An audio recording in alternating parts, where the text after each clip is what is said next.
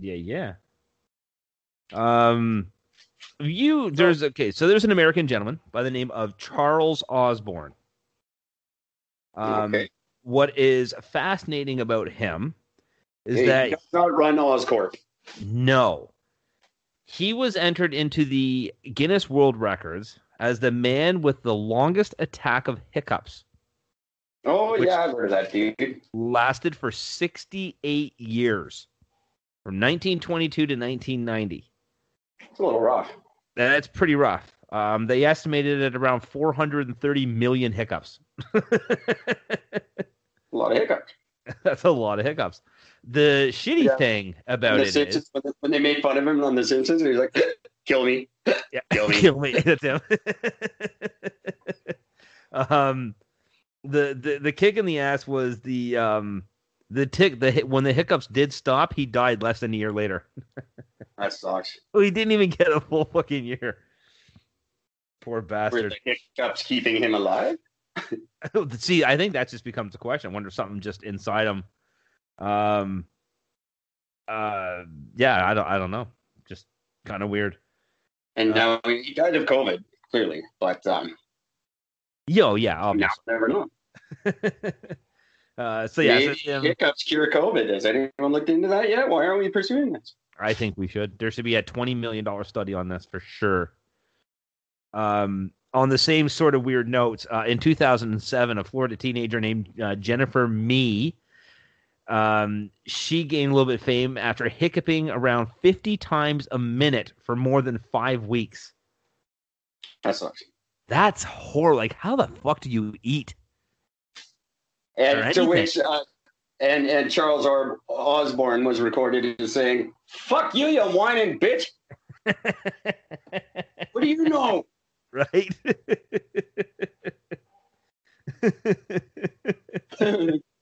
There's another guy, Christopher Sands from Britain.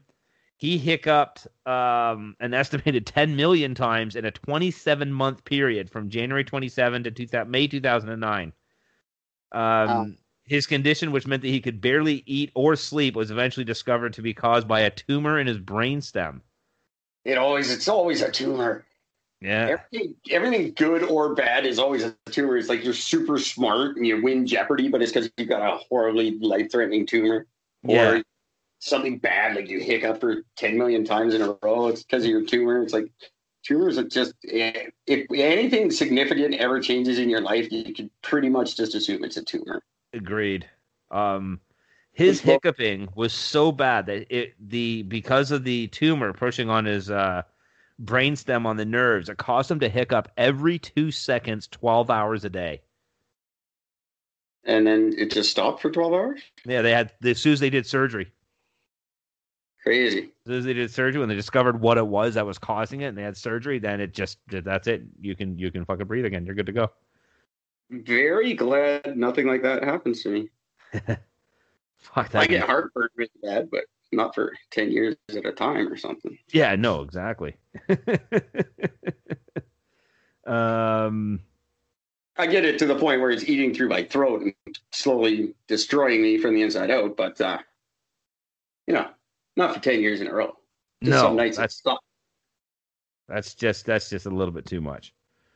Way too fucking much. And so anybody, if you're one of these people, please come be on the show and tell us about it. If you're someone who's got something weird that's happening, like not weird, we don't think it's weird, but something, if you hiccup for 10 years or like you've been sneezing since 84 or something, let me know. I would love to have you on the show. Maybe like via text or something, because I can't have you like hiccuping for 2 hours on the podcast or something like crap. But yeah, I'd love to have you on. Absolutely. I was kidding about that last part. I want you guys on here. If you got a story like that, for sure I do. And yeah, because we care what the show sounds like. Yeah, absolutely. I'm not going to start caring now. No, would be the point. When some network picks us up and makes us famous, then absolutely they can care. Yeah, it still won't be us. Especially not if we got picked up by a network and they're like, "We're going to pay you to do this." We're like, "Oh fuck yeah, we're not going to make it sound good now. Look what happened. We got a network sounding this way." Random interesting fact for you about the fruit orange and the color orange. Ironically enough, the color orange, or the fruit orange, like the orange in the orange tree, existed in name before the term orange was used as a description of color. Makes sense, I guess. So how about that? So the color was named after a fruit instead of the fruit being named after the color. That makes more sense. What about the flavor purple? 1992.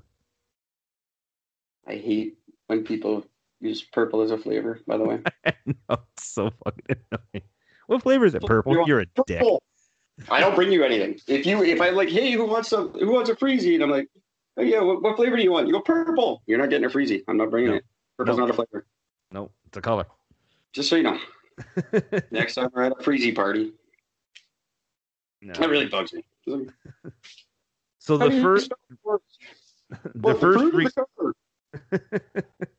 first recorded use of the word orange as a color was in a will written in 1512. But meanwhile, the actual used to name the actual fruit and the tree had been used for 1,000 years before.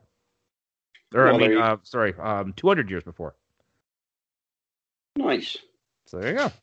There's a thing. There you go. So orange is named after a fruit. Yeah. Before that, when people talked about the color orange, they referred to it as saffron. That makes sense. That does. Saffron, 1 point more valuable than gold. Yep. And it was either yellow-red saffron for a reddish orange or yellow saffron for the more yellowish orange. So they have the variations. There you go. Well, there you go. All you orange. And who decided that they were never going to invent a word that rhymes with it? Even Eminem couldn't figure that one out. No. There was a tremendously bad band in the 90s called Rhymes with Orange. Yes, there was. That's right. Fuck. I remember that band. Holy shit. Holy crap, I haven't heard that name in forever. Something about a train, I think, was their big song. Trains. Something. I can't remember. That's funny. Somebody write in and tell me what Rhymes with Orange sang about. I think it was trains. Something to do with the train. Not Runaway Train, but something like that was their big song. There you go, Orange fans. I like oranges. I like oranges. Favorite fruit, if I really think about it. Yeah. Have you ever heard of the? Well, you probably haven't because it hasn't existed for a long time. But it was there was a continent that used to exist that does not anymore. Pangea? Nope, it was called Zealandia. Oh, that one. Yes, Zealandia was actually a part of Australia that ended up breaking off and sinking. Good. Enough. So it's about 4 million square kilometers, almost half the size of Australia. And it's still there? It's just at the bottom of the Indian Ocean? It is technically there, but yes, it is. It is all. So where the continent of New Zealand, that is the remembrance of Zealandia. The island of New Zealand. No, New Zealand is not a continent, but I get what you mean.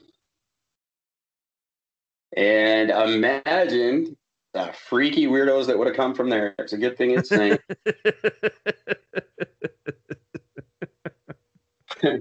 It's weird because when you said that, because this entire article that I'm reading, which is actually the Encyclopedia of New Zealand, it literally states 93% of the New Zealand continent, sometimes called Zealandia, is underwater. So I guess it depends on sort of size. It used to be a continent, and then since all of it sunk and you just had this island left, it is now just known as an island. I guess. Yeah. I don't know how that works. It was all one continent at one time. That was Pangea that I That's alluded right. to at the beginning. That is right. And then big fat dinosaurs split it up, and then they made the Alps and died. I don't think it has ever been put more accurately than that. Exactly how it happened. They were fat and they walked, and the world cracked into a bunch of little pieces, and part of Australia sank. Thank God for that.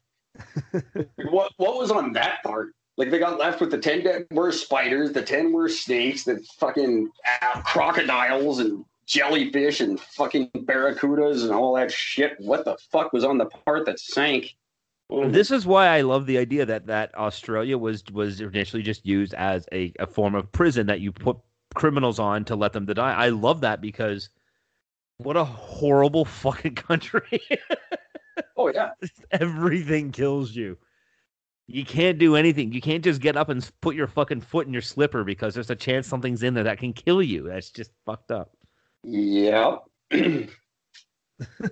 And I'm sure all the people that got shipped there worked together to make it a very lovely place.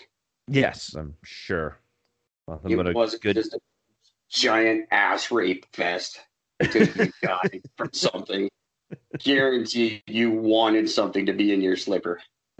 That was the best part of your day when something bit you. I bet you everyone who got bit back when it was like a prison island, everyone who got bit by a snake or a spider died with a smile on their face. You're like, thank God I didn't just get ass fucked to death by a bunch of crazy Australians. I'm not even going to attempt to argue that. That is probably bang on for. Guaranteed. And that should be their tourism posters. I fully agree. I think that's how they should start remarketing that country. And in case you guys didn't hear, in an Eric and Gord run Canada, we will have a very similar prison system, but it'll be set up in Canada's Arctic. That's right. You will not get shoes or a jacket, but we will have an open door policy. You can come and go as you please. Yeah. Yeah. If you want to go ahead. The polar bears took over an entire town last winter, but you guys go ahead. You want to risk it? I'll fully support you in that. I'll even give you a toothpick just to help. The thing about how to tell if you're dealing with a grizzly bear or a black bear in the woods, if you can't tell, climb a tree. Just climb a tree. If it's a black bear, it'll climb up and kill you. If it's a grizzly bear, it'll break the tree and kill you. That's how you can tell. That's how you can tell. It's fascinating. Before I get to my next little random fact, I actually want to tell you about a little story that happened to me the other day. Okay. I was coming back. I had to pop out of town for a minute to pop over to this farm to grab some food, and I was on my way back. And when you come up to this four-way stop intersection, there's like this slight little hill. So there's like a brief moment where you can't see the stop sign, then you come up the other side and you just brake and you're there. Well, does this involve weird unidentifiable dump trucks again? No, not in the slightest. Oh, okay. Never mind. Carry on. So I, as I hit that little dip and as I'm coming up the other side, all of a sudden there's a fucking car accident right there in the middle of that intersection. Were you involved? No, I was not. There's a pickup truck that was already stopped at the stop sign in front of me. I rolled up long behind him. When I first saw the accident, when I'm like, whoa, and then somebody shit in my pants. I don't know who. Like, there was a car accident right on my car. No, it was all right in front of me. I was in no way a part of any of it. But the interesting thing about was just the fact that, like, when I rolled up, what I saw was one of the two vehicles actually still sort of moving. And it looked to me like it was that vehicle's fault completely. Like, okay, well, looking where that car is and where this one moved, clearly this guy was moving faster, so therefore they ran the light, and that just made sense. Or ran the stop sign.